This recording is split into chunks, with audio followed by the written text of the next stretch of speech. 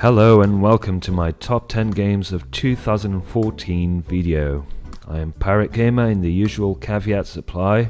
This list features only games that I have actually played this year. It's my list and therefore it's likely that you won't agree with some of my selections, and if so, I'd be happy to see your list in the comments below. Let's get started. Number 10.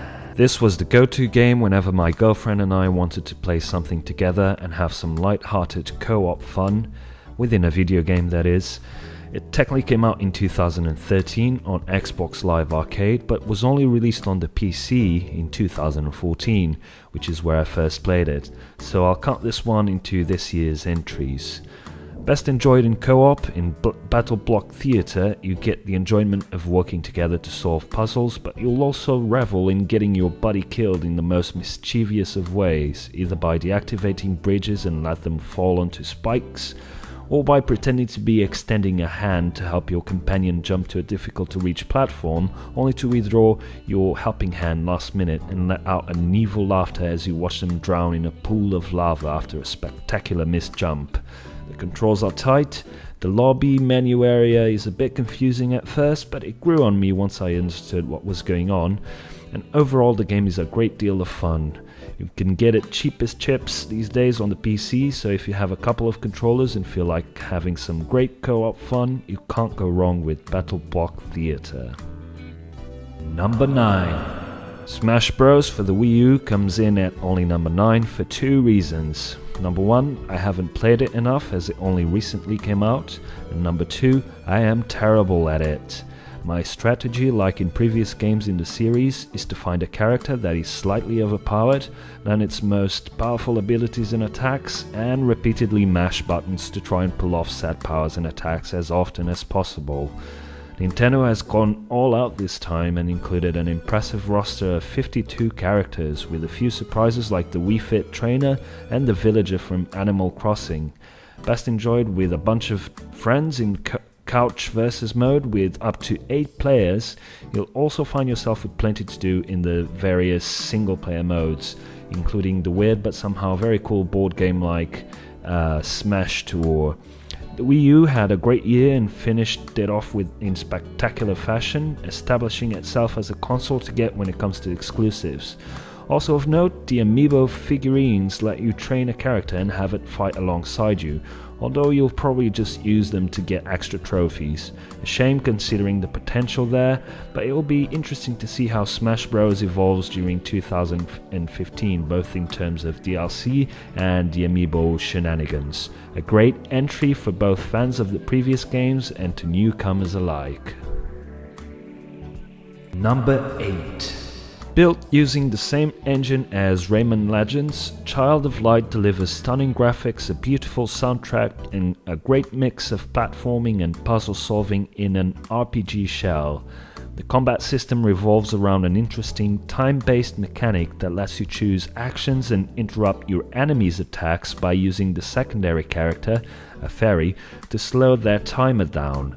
It sounds complicated but works really well once you get the hang of it, and it's indeed very original. Said fairy can also be controlled by another player, making this a great game to play with someone who wouldn't otherwise be too interested in games, aka girlfriends and or children. A bit simplistic and lacking depth in the skill department, or rather the skill tree department and crafting system, Child of Light is nevertheless a calming and beautiful experience that, at least to me, managed to overcome its shortcomings by providing overall excellent production values both visually and sound-wise, and the aforementioned combat system, which I really enjoyed. A surprisingly polished and original game considering it came from Ubisoft. Number 7. The Vanishing of Ethan Carter starts by telling you it won't hold your hand, and boy does it mean it. It's refreshing to play a PC game that's not a crappy console port. I'm not dissing console owners here, I own consoles myself, but also a game that really demands patience and brain power instead of just shooting people in the face all the time, as fun as that usually is. More of a narrative mystery experience rather than a full-on horror game. You'll spend most of the time exploring the environment, gathering clues and rebuilding crime scenes in order to progress through the story.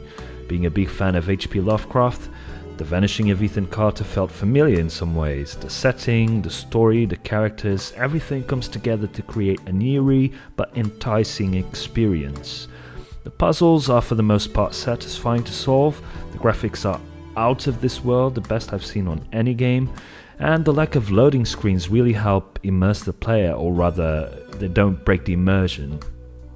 I also enjoy the fact that I was able to solve the puzzles in any order I wanted, unlike similar detective type games of old that were much more linear, like things like Gabriel Knight or the Tex Murphy series. The only reason it's not higher up on this list is because of how short it is.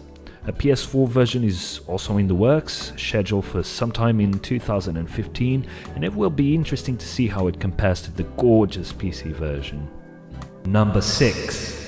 I was hesitant as to where I would place Far Cry 4 on this list, or whether to include it at all, considering how similar it is to Far Cry 3, and also taking into account everything that Ubisoft did this year. In the end, I let my dislike of the French publisher aside, and made an honest assessment of the new entry into the Far Cry series. It's a fantastic game, as much as I hate to admit it. Ubisoft's obsession with towers was mitigated by the fact that you could just use a mini helicopter, the Buzzer, to land on top of them. Despite having weaker characters than its predecessor, I still enjoyed the decision making when dealing with Amita and Sabal, the two leaders of the Freedom Fighter group trying to liberate Kart from the grip of Pagan Min, a ruthless if somewhat camp antagonist. The addition of strongholds was a tangible improvement, the gunplay is satisfying enough, riding elephants is a ton of fun. My major gripe with it is being taken away from the game world yet again, this time to the surreal plains of Shangri-La, but luckily Ubisoft had a common sense of not making these missions obligatory. You can check out my review of Far Cry 4 in this very channel if you'd like to know more. Number 5. Every year, fans of the beautiful game, aka soccer, aka football, battle it out on internet forums and YouTube comment sections over which soccer simulation is best. FIFA or Pro Evolution. Over the last few years, FIFA has come out on top for most fans of the sport, arguably due to its better production and licensed content, but this year, at least in my opinion, Pro Evo 2015 was the clear winner. It's not as accessible as FIFA, and it will take you weeks to wrap your reflexes around what initially seems like really unresponsive controls. Like Pro Evos of years past, once you've invested enough time into it though, something suddenly clicks and you find yourself in perfect tune with the gameplay. Despite the lack of production quality and licensed content that FIFA has, when it really comes down to it, what matters the most is the gameplay, and this is where Pro Evo 15 really shines. The gameplay is tight, and once you get used to doing what the game expects you to do, you'll have a whale of a time. The Master League is still one of the best single-player experiences out there, in any genre for that matter, and the addition of being able to manage national teams as well as signing for other clubs during your managerial career pushes the game into illegal drugs territory. It's as addictive as chocolate-covered profiteroles filled with lemon curd. Yeah. FIFA might have all the glitz and glamour, but Pro Evo 2015 is the better at actually simulating the king of all sports. At least until next year's obligatory releases come along. Number 4. I spent a ton of time at a friend's house playing Mario Kart 8, and if there's ever been a game that combines accessibility and multiplayer fun for all ages, it is the Mario Kart series. This is the best Mario Kart ever, with every aspect improved over previous installments, including Double Dash in my opinion, although I'm sure a lot of people would disagree. Nintendo did a great job of giving the game enough depth for it to be more than just a party game though, with lots of characters and tracks to unlock, fairly priced and enticing DLC, especially the additional tracks, and more recently with the addition of the amiibo racing suits that can be unlocked with the surprisingly cool character figures. It's a shame you can't do much more with them at the moment. Nintendo, get on it and give us some proper use for the amiibos.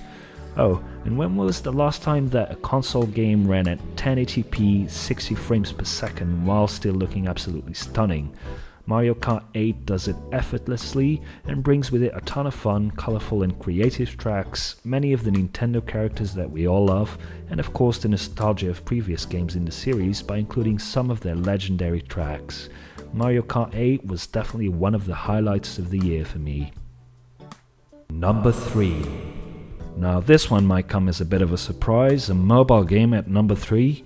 I'm not really into mobile games that much, to be honest, and even though this year we had plenty of good entries into the mobile scene like the Puzzler 3s, the beautiful Monument Valley, Pocket League Story 2 and many others, none of those actually got my attention for more than a few days at most.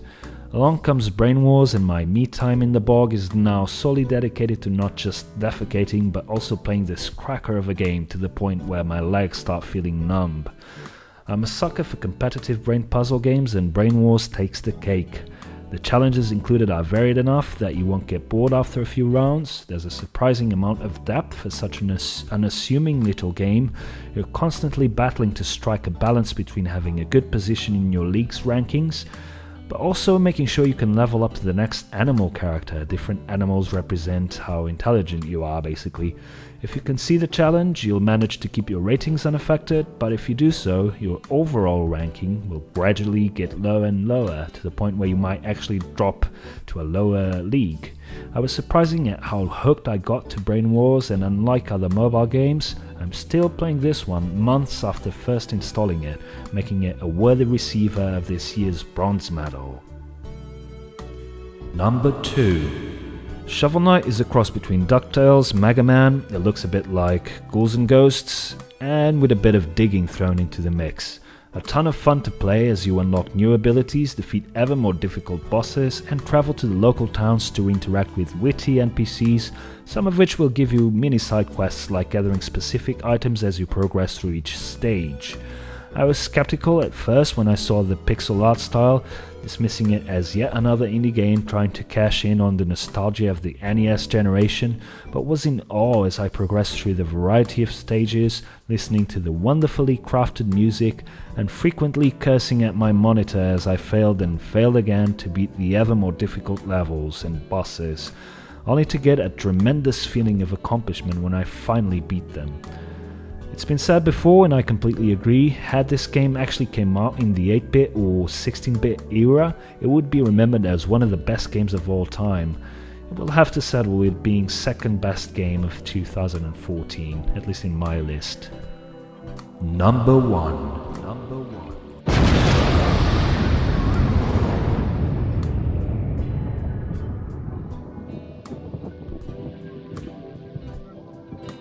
Amazing story, amazing gameplay, amazing cast of characters, crazy villains, an amazing soundtrack. The best game of 2014 has it all, and it came out of nowhere. Wolfenstein: The New Order. A brilliant single-player experience that lets you enjoy it the way you want to, either by going all in Rambo style, dual-wielding shotguns, or by using stealth to take down Nazis. You're not punished for playing the game either way. You'll find yourself in an alternate universe where the Nazis won World War II, a crazy yet completely believable story, with really good writing and storytelling for a game in this genre, taking you from Berlin to London to the moon and back.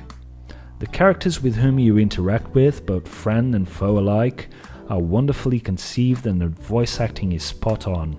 You end up genuinely caring about teammates and genuinely hating the antagonists. The gunplay is tight and extremely satisfying, reminding me of first-person shooters of old, but with the accessibility, bells and whistles of modern games.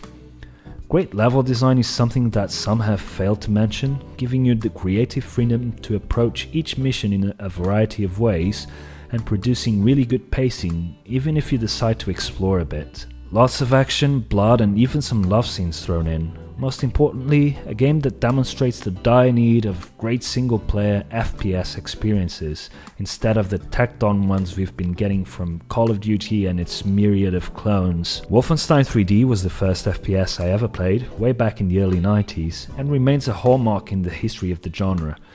Wolfenstein: The New Order is not only worthy of its heritage, but also builds upon it and stands tall above everything else I played this year. To all the developers out there, we need more of this. To To all of you who watched this video, I thank you and I wish you a great 2015 filled with great gaming experiences.